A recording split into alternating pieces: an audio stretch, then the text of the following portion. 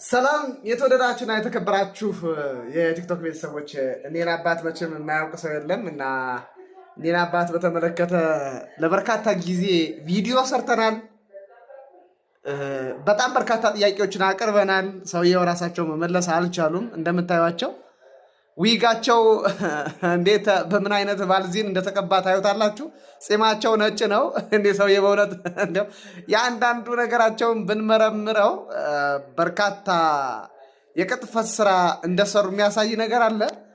እናም ለእኒህ አባት ጥብቅና እንቆማለን የሚሉ ሰዎችን ላይቭ ላይ እያስገባን ብዙ ጊዜ ስንጠይቃቸው፣ በተለይ ስለ ጠጉራቸው ስንጠይቅ፣ ስለ ጺማቸው ስንጠይቅ የሚናገሩት ንግግር በጣም የሚያሳዝን በእውነቱ የሚያሳዝን። በዚህ ዘመን በ21ኛው መቶ ክፍለ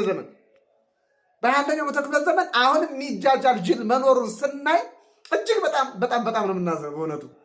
እናም የተወደዳችሁ ኦርቶዶክሳውያን እንደነዚህ አይነት ጀሌዎችን የምናስረዳበት አቅም እያጣን ስለመጣ እንዲያው በእውነት ምን አድርገን ብንነግራቸው ይሻለናል? የእነዚህን የቀጣፊዎችን ተከታዮች የእነዚህን የሐሳውያን አጥማቂያን ጀሌዎችን እንዴት አድርገን ብንነግራቸው ነው ጆሮአቸው የሚሰማ? ይሄ መልካሙ የሚባል ለምሳሌ በ30 ሺህ ብር ተገዝቶ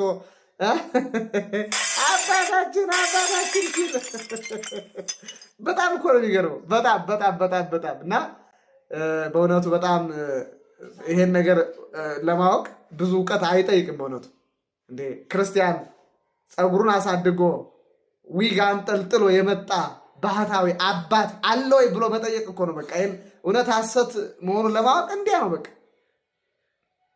ምንም ቀላል ይህን ጉዳይ እውነት ነው ሐሰት ነው ብሎ ለመለየት ብዙ መጻሕፍትን ማወቅ መጠንቀቅ አይጠይቅም። እንደ እውነቱ ከሆነ በኦርቶዶክሳዊት ቤተክርስቲያን ዊግ አንጠልጥሎ የበረሃው መናኝ ጻድቅ እያለ የመጣ አባት አለ ወይ? በቃ አለ። ካለ አንድ አምጡ። በቃ አንድ አለ ወይ?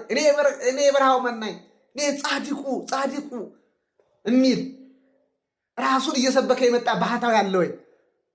እንዴ ዊግ አንጠልጥሎ ሲያታልለን ሲሸውደን እንዴት አንነቃም ጎበዝ? ይኸው ነው እንግዲህ ዛሬ የጽጌ ዋዜማ ነው። እንግዲህ ሁላችንም ማህሌት እንገናኝ። ሰላም